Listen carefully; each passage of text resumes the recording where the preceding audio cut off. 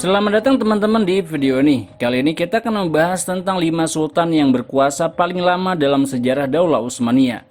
Sebelum kita mulai, kami memohon kepada para penonton untuk menekan tombol like, subscribe bagi yang belum, tinggalkan komentar di kolom komentar, dan jangan lupa untuk membagikan video ini kepada teman-teman Anda, agar video ini bisa bermanfaat bagi lebih banyak orang. Daulah Utsmaniyah memiliki 36 sultan. Sebagian sultan ada yang memimpin dalam waktu singkat dan ada pula yang memimpin dalam jangka waktu yang panjang.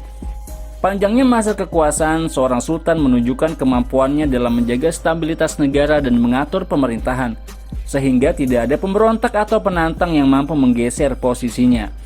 5 sultan yang paling lama berkuasa di masa Daulah Utsmaniyah akan kita bahas dalam video ini satu demi satu.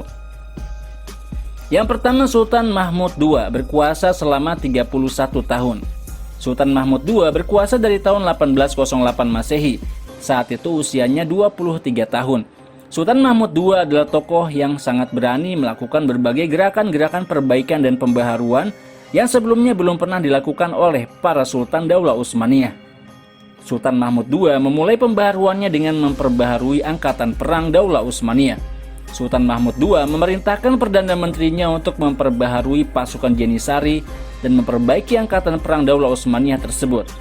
Sultan Mahmud II mendorong pasukan Janissary untuk meninggalkan kebiasaan-kebiasaan lama yang telah digunakan sejak masa sultan-sultan sebelumnya dan menggunakan sistem kemiliteran modern. Meskipun Sultan Mahmud II mendapatkan perlawanan dan penolakan dari pasukan Janissary, namun akhirnya Sultan Mahmud II berhasil memperbarui angkatan perang Daulah Utsmaniyah. Sultan Mahmud II juga berhasil menyingkirkan tokoh-tokoh Janissary dan akhirnya menghapus sistem Janissary secara permanen. Setelah sebelumnya pasukan Janissary melakukan berbagai pemberontakan dan konspirasi di dalam istana Daulah Utsmaniyah. Maka sejak masa Sultan Mahmud II, angkatan perang Turki Utsmani mengadopsi sistem militer modern yang dikembangkan oleh negara-negara Eropa. Selain bidang militer, Sultan Mahmud II juga melakukan perbaikan di bidang pendidikan. Sultan Mahmud II juga mendirikan berbagai lembaga pendidikan modern untuk meningkatkan kecerdasan dan pendidikan rakyat Daulah Utsmaniyah, seperti Madrasah Ibtidaiyah atau sekolah dasar yang diberi nama Sibyan Maktabi. Lembaga ini bertugas mengajarkan bahasa Turki, bahasa Arab, dan Al-Quran. Sultan Mahmud II juga mendirikan Madrasah Sanawiyah atau sekolah menengah Ar-Rushdiyah yang mengajarkan matematika, geografi, dan sejarah. Selain itu ada pula madrasah atau sekolah-sekolah yang menempel dan mendukung kegiatan masjid. Selain itu dibangun pula sekolah-sekolah bagi penduduk Daulah Utsmaniyah yang ingin melanjutkan pendidikan di bidang kelautan, pertanian, teknik, dan kemiliteran. Ada pula sekolah khusus yang dilanjutkan dengan pendidikan kedokteran. Sultan Mahmud II memperbarui sistem administrasi negara dengan sistem Eropa. Sultan Mahmud II menghapus sistem wakaf yang lama dan pengawasan harta wakaf diambil alih oleh Sultan Mahmud II dan dikelola oleh Sultan. Pada masanya, Sultan Daulah Utsmaniyah tersebut juga melakukan penghitungan tanah pertanian secara keseluruhan, sebuah penghitungan pertama yang dilakukan oleh Daulah Utsmaniyah di masa modern. Sultan Mahmud II juga mengembangkan sistem transportasi dan membangun jalan-jalan baru. Sultan Mahmud II juga mulai memasukkan sistem pos dan sistem jalur kereta api di dalam wilayah Daulah Utsmaniyah. Sultan Mahmud II juga untuk pertama kalinya menerbitkan koran resmi Daulah Utsmaniyah. Sultan Mahmud II memiliki karakteristik kepemimpinan yang condong ke barat dan sebagian menganggapnya sebagai sultan yang sekuler. Sultan Mahmud II dalam kepemimpinannya disibukkan dengan perang melawan Rusia dan juga melawan gubernur Mesir yang ambisius, yaitu Muhammad Ali Pasha. Muhammad Ali Pasha berhasil melakukan modernisasi militer di Mesir dan berniat menguasai Syria dan memasukkan Syria ke dalam wilayah kekuasaannya di samping Mesir. Pada masa Sultan Mahmud II, Aljazair berhasil dikuasai oleh Prancis sejak tahun 1830 Masehi. Sultan Mahmud II pada akhir masa hidupnya terserang penyakit tuberkulosis atau TBC. Saat penyakitnya semakin parah, Sultan Mahmud II dipindahkan ke wilayah-wilayah pinggiran dari kota Istanbul agar dapat menikmati udara yang lebih segar. Tidak lama kemudian, kematian pun menjemputnya pada bulan Juli tahun 1839 Masehi. Saat itu usianya 54 tahun. Dia pun digantikan oleh putranya Sultan Abdul Majid. Yang kedua, Sultan Muhammad Al-Fatih berkuasa selama 32 tahun. Sultan Muhammad Al-Fatih berkuasa setelah kematian ayahnya sejak tahun 1451 Masehi. Sejak diangkat sebagai Sultan, Sultan Muhammad Al-Fatih telah berfokus untuk membuka kota Konstantinopel. Dia berusaha mewujudkan impian para sultan sebelum dirinya untuk mewujudkan kabar gembira Nabi Muhammad SAW bahwa Konstantinopel akan ditaklukkan oleh pasukan terbaik yang dipimpin oleh panglima terbaik. Sultan Muhammad Al-Fatih berusaha sekuat tenaga untuk menjadi pemimpin terbaik yang disebutkan dalam kabar gembira Rasulullah SAW, yang mampu membuka dan menaklukkan kota Konstantinopel. Pada masanya Sultan Muhammad Al-Fatih juga berhasil membuka wilayah-wilayah Balkan dan memasukkannya ke dalam bagian dari wilayah Daulah Utsmaniyah. Hal ini membuat wilayah Daulah Utsmaniyah menyatu dan tidak dapat dipisahkan oleh musuh. Sultan Muhammad Al-Fatih berhasil mencapai prestasi-prestasi besar tersebut di usia yang masih sangat muda. Saat itu ia belum melewati usia 25 tahun. Hal ini menunjukkan potensi dan talenta militernya yang sudah terlihat sejak usia muda. Hal inilah yang membuatnya berhasil membuka kota-kota penting seperti Konstantinopel, Balkan, Albania, Romania, Bosnia, dan berbagai wilayah lainnya. Sultan Muhammad Al-Fatih terlibat dalam perang melawan Hongaria pada tahun 1476 Masehi. Selain itu, dia juga berhasil membuka wilayah Asia Kecil di Trabzon tahun 1461 Masehi. Salah satu visi Muhammad Al-Fatih ialah ia ingin menjadi kaisar yang menaklukkan kota Roma, untuk melengkapi prestasi besarnya menaklukkan Konstantinopel, ibu kota Bizantium. Untuk mewujudkan mimpi besar tersebut, Sultan Muhammad Al-Fatih harus menguasai Italia. Untuk itu, Sultan Muhammad Al-Fatih pun mempersiapkan pasukan dan perbekalannya. Sultan Muhammad Al-Fatih juga mempersiapkan armada laut dalam jumlah yang besar untuk mewujudkan impiannya tersebut. Usaha ini membuahkan hasil. Sultan Muhammad Al-Fatih berhasil menguasai salah satu benteng di kota Italia, yaitu di Otranto, tahun 1480 Masehi. Sultan Muhammad Al-Fatih berniat untuk menjadikan kota Otranto sebagai basis kekuatan Islam di Italia untuk dapat bergerak ke utara dan menguasai wilayah-wilayah lain di semenanjung Italia. Hingga akhirnya nantinya dapat mencapai kota Roma. Namun ajal menjemputnya sebelum dia dapat mewujudkan impiannya tersebut.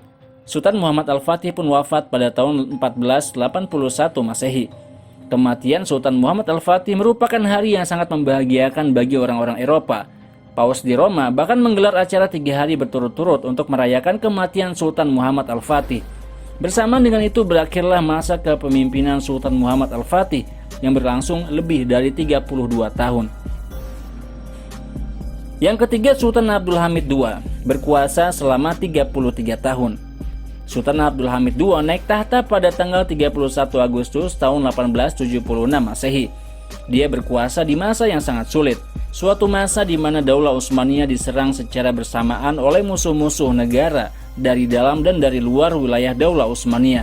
Selain itu, hutang negara juga semakin besar, sehingga membuat posisi Daulah Utsmaniyah semakin lemah di hadapan negara-negara lain.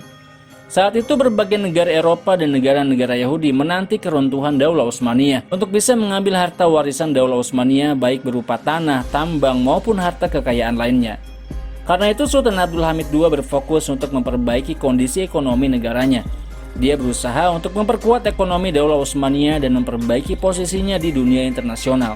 Sultan Abdul Hamid II bahkan mengeluarkan harta pribadinya untuk menutup hutang-hutang Daulah Utsmaniyah. Pada masanya muncul generasi baru yang terdiri dari para cendekiawan dan orang-orang berpendidikan yang lulus dari sekolah-sekolah dan perguruan tinggi yang didirikan oleh para sultan Daulah Utsmaniyah. Sultan Abdul Hamid II berhasil melakukan berbagai perbaikan pada masanya.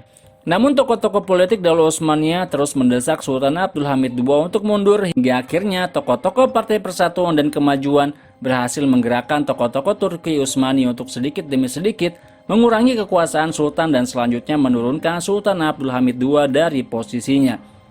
Proses penurunannya pada awalnya dilakukan oleh Sadrul Azam pada masanya yaitu Taufik Basha.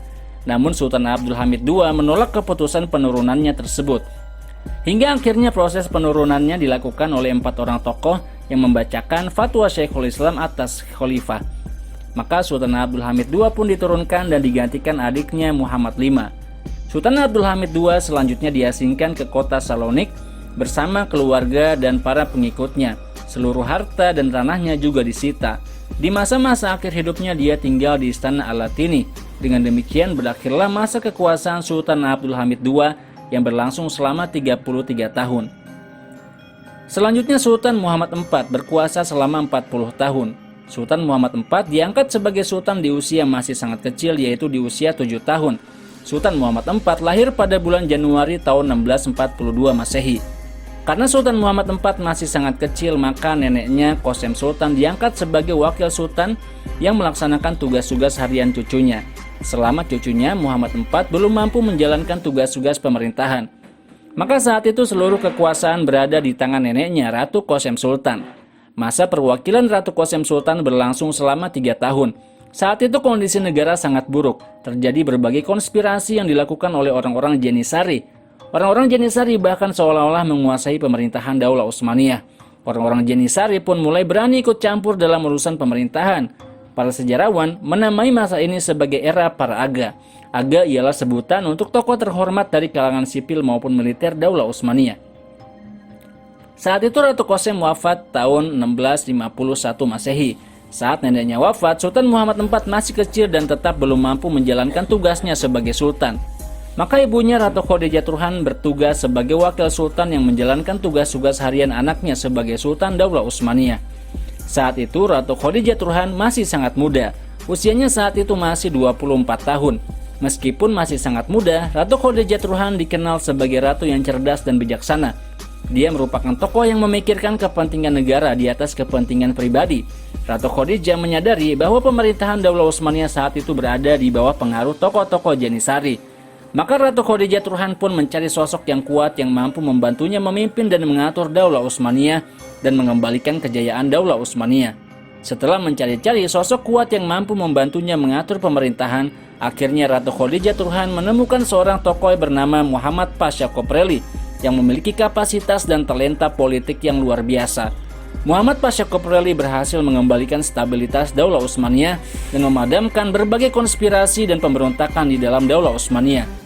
Perdana Menteri Muhammad Pasha Kopreli juga berhasil mengatur angkatan militer dan mengisi kas negara, hingga akhirnya Sultan Muhammad IV mencapai usia dewasa dan mampu menjalankan tugas-tugasnya sebagai Sultan Daulah Utsmaniyah. Maka Sultan Muhammad IV pun menerima tampuk kepemimpinan dari Perdana Menterinya yang kuat, Muhammad Pasha Kopreli, saat Daulah Utsmaniyah berada dalam kondisi kuat. Sultan Muhammad IV berkuasa sejak usia 7 tahun hingga usia 47 tahun. Maka dengan demikian masa kekuasaannya berlangsung selama 40 tahun. Selanjutnya Sultan Sulaiman Al-Qanuni berkuasa selama 46 tahun. Sultan Sulaiman Al-Qanuni memegang tampuk kepemimpinan Daulah Utsmaniyah selama 46 tahun. Pada masanya Daulah Utsmaniyah mencapai puncak kejayaan dan kemajuan. Pada masanya Daulah Utsmaniyah menguasai wilayah yang sangat luas. Wilayah kekuasaannya mencakup wilayah yang luas di 3 benua, Afrika, Asia, dan Eropa. Kekuasaan dan wibawanya begitu luas dan dia pun disegani di seluruh dunia. Dan dia dianggap sebagai penguasa dunia pada masanya. Julukan Qanuni diberikan kepada Sultan Sulaiman karena dia membuat berbagai undang-undang yang dalam bahasa Arab disebut dengan Qanun.